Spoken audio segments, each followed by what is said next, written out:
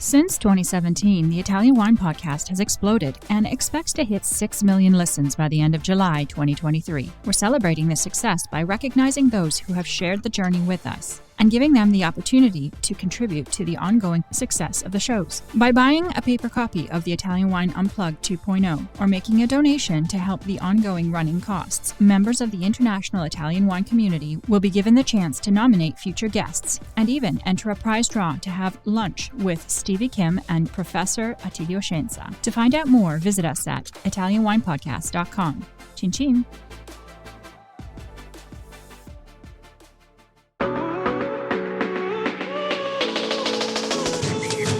Welcome to The Next Generation. I'm Victoria Cece. Join me as we chat with young Italian wine people shaking up the wine scene. We're going to geek out on a grape or grape fam, then hear about all the wild wine things our guests have been up to, from vineyard experiments to their favorite wine bars.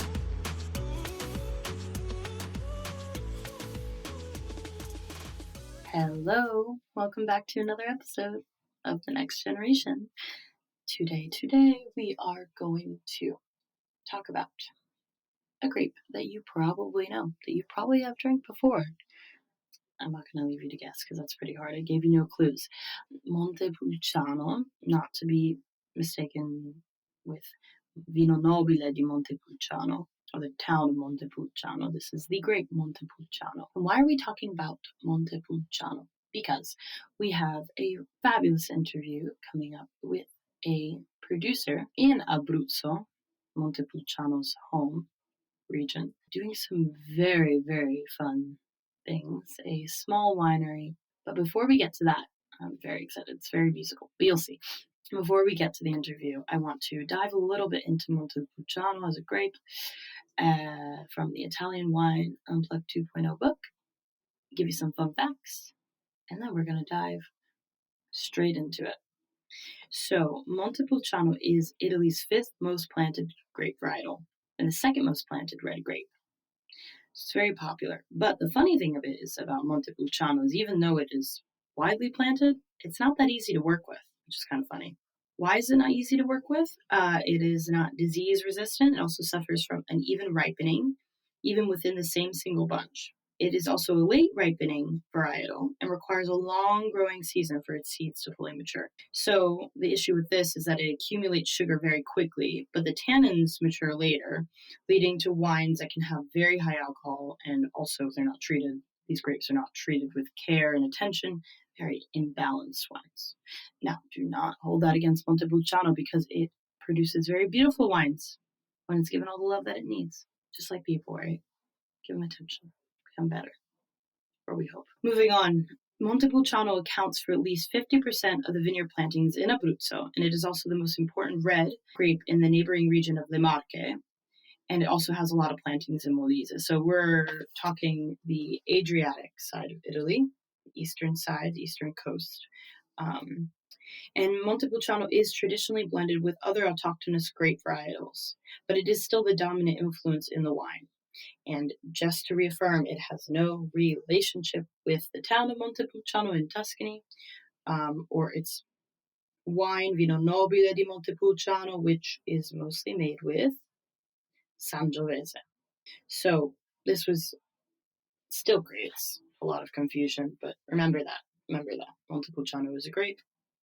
Montepulciano is also a town that has nothing to do with the grape. It's in a completely different region than Montepulciano at the grape's home. So if that was really confusing, let me just break it down really fast. Montepulciano grape from Abruzzo. Done. Montepulciano town in Tuscany does not grow Montepulciano grape. It grows Sangiovese, amongst other varietals. In the glass, Montepulciano shows a deep ruby or purple hue. It is characterized often by ripe red cherry, spiced black plum, blackberry, brambleberry, damp woodsy earth, oregano, or licorice aromas. It has a medium plus acidity, and tannins help balance sometimes overly generous fruit flavors of this wine. And again, going back to the tender love and care of this grape, if it's not well managed, asynchronous ripening can lead to grittier tannin and harsh green vegetal character. Not very nice. In its dry style, it can range from light and easy drinking to full-bodied and fruit-forward wines with velvety tannins. Some new versions may be oaked, depending on the producer's choice, although you can find it in stainless steel as well. And also Montepulciano makes really nice rosé. I've had them, ranging in color, and those labeled Cerasuolo tend to be deeper pink in color with a fleshier mouthfeel, more tannins and complexity than typical rosé wines. So you can experience Montepulciano in lots of different styles, which is really fun. So without further ado, let's move into our interview. Wonderful. We are at Vinitaly today, and we are with Bossa Nova Winery, and here we have Natalino. Ciao. Ciao, how are you? I'm very good. How are you? How's Good, Vinitaly? I'm good. Very exciting this year. I see a lot of people around, so we're very happy. Awesome. So I want to know a little bit more about you. How did your story in wine begin? Yeah, we established Bossa Nova in 2018. We are in two, I and Andrea, my friend. And basically we did something different in the life before, but we had this common dream, so to become a grower. So we left our previous career, and in 2018 we started this business. We started from a small plot, 1 hectare of vines that was planted by Andrea's grandfather in the 70s, so very old vineyard. And then year by year, we enlarged the plots. Now we are roughly 8 hectares and a half, and we produce around 50,000 bottles. One of the most important things of our company, of our winery, that we work in biodynamics, so we are biodynamic farming, and then we produce natural wines. As all the wineries that are here with the association Vite, Vignaioli and Territori. Amazing. But I want to know a little more about how you started. What started your passion in wine? Yeah, so I was a child when we did the wine with my family, but just for our consumption. And I remember I was really a little one, and I remember the passion of this moment in the year, the flavors and the smell during the harvest, and this is still in my heart, in my soul. So then I was always passionate about wine. I traveled a lot in my life, working abroad, so I had the chance to eat in many restaurants and to order whatever I wanted.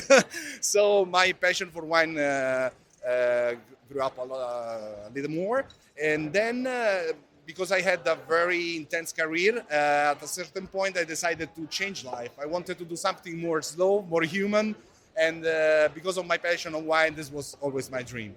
So at the end of the day, in 2018, long story short, I started to do the vineyard. That's it.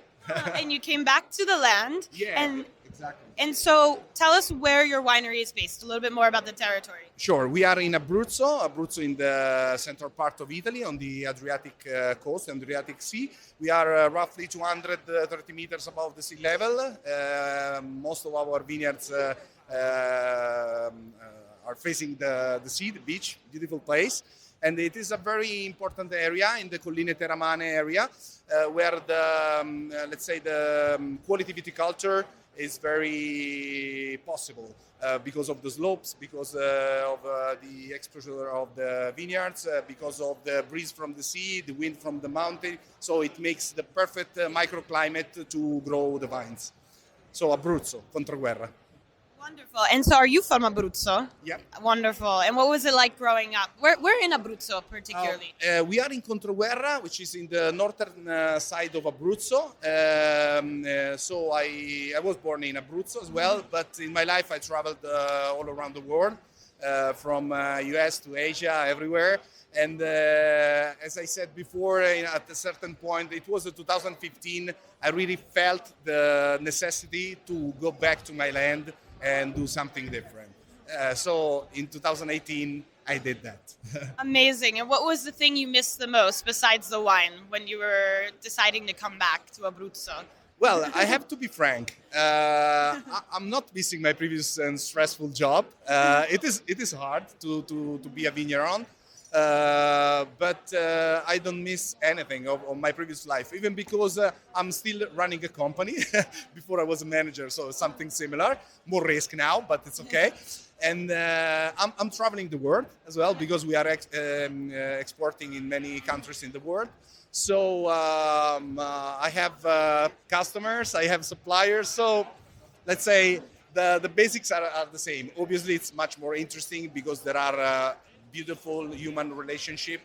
The wine is art. The way we do our authentic wine is art. So, we can mix also with music. We are musicians, so we are much more free. So that's a great thing. That was something I'm so happy you brought up, because I love the fact that you bossa nova brought that aspect into the wine. Because for me personally, wine and music are so married together. Absolutely. They're so similar. And one of the beautiful things about this industry, for anyone listening, is you will meet quite a few people in the wine industry, and especially winemakers who are musicians. Yeah. And it's a beautiful thing. Yeah, absolutely, because making the wine, especially if you do natural wine, so out of the homologations and so on, it's something very personal where you can put all your creativity. We do this with our label, with our boxes, with our bottles, with our communication. For instance, we are the ones taking care about our Instagram page and so on. So we can put all our effort, all our philosophy, all our creativeness in doing our job. So that's the most beautiful. That's freedom, Absolutely. Absolutely. Are you enjoying this podcast? Don't forget to visit our YouTube channel, Mama Jumbo Shrimp, for fascinating videos covering Stevie Kim and her travels across Italy and beyond, meeting winemakers, eating local food, and taking in the scenery. Now back to the show.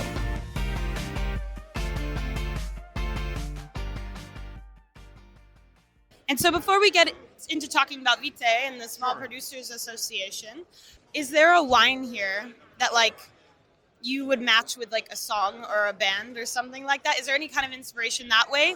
Obviously, you could take this question whichever direction. Yeah, well, we have a few wines. Maybe if I think to one of our wines, let's say more playful, I would say our Pet Nat, which is a sparkling wine, very fun and playful. And I would pair this wine with a song of Fantastic Negrito, which is, Chocolate Samurai, which is a crazy song like our wine. I love it. And so you're in a rock band, that's right? Sure. I'm in a rock band, and I and Andrea. That's what was one of the common point when we meet, when we first decided to start this thing. And we play in a band. We have our own rock band. And for instance, tonight we will play here in Verona because we will have an after party, and I would like to invite everybody at Amen tonight. And we will have a dinner and tasting with all Vite Association's wines. And at 10, we will play with our rock band. It's just fantastic. There's nothing better in life, sincerely. And now I know it's really important to talk about Vite, because one of, and in my heart too, is the small producers are really the force behind keeping, a lot of these special territories alive in the land and the biodiversity, especially in a place. Abruzzo is gorgeous. So tell us about your experience in about Vite. Yeah, you got exactly the point during the introduction, because in Vite there are all growers, producers, that the first thing they do is taking care about their land, okay, their area, their region, their small villages and what's on. So behind any producer, there is a real vineyard. So we are the ones that physically work into the vineyard. We promote our wines. We work in the cellar. So it's not just like another activity, second activity, and so on. So that's our main job.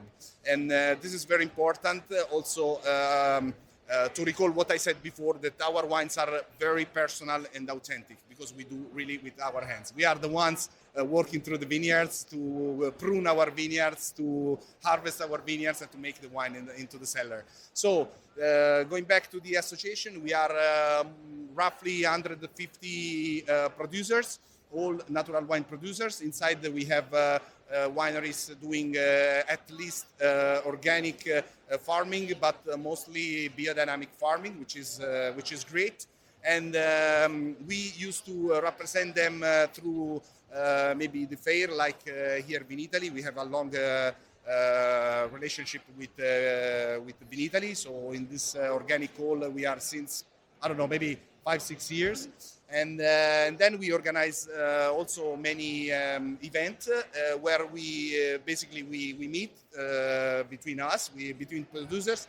We do a lot of workshops in order to grow together. So if we have a problem, if we have an opportunity, if we have something to discuss about agronomy or anything else, we share. That's very important. So because thanks to sharing the things, we are able to grow together. So this is very important.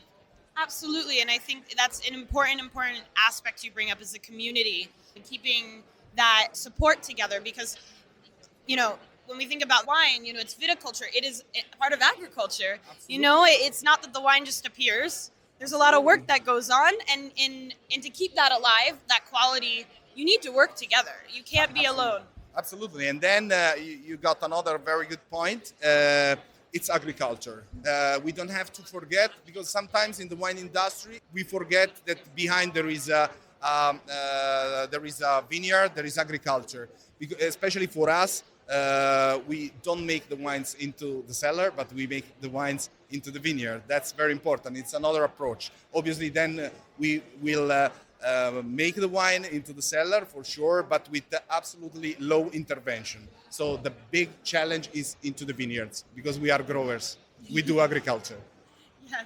I always say it's like when you see the dirt, like there's pride in having your hands like all dirty. Absolutely. I like miss it. I mean, I've only done a couple of harvests, but that was what I missed. Like I did one in California, and I was like going in the morning at like 6 a.m. to get coffee at the cafe, and everyone had dirty hands, and I was like, yes.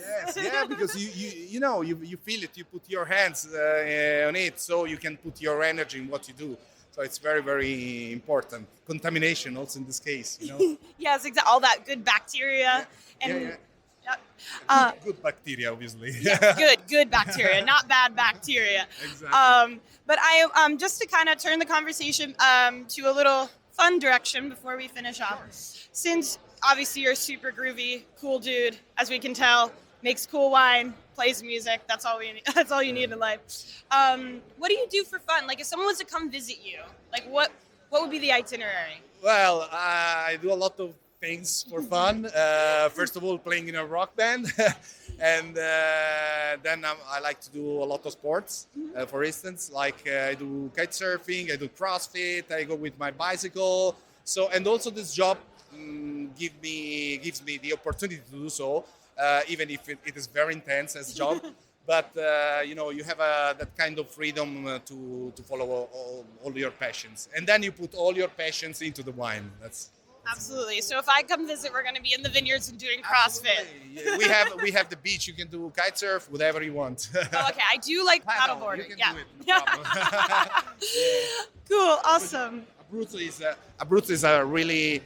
It's a magic region. We have everything. You can ski, you can go boating, you can swim. Sometimes in the winter we used to ski, and you can look at the beach during this.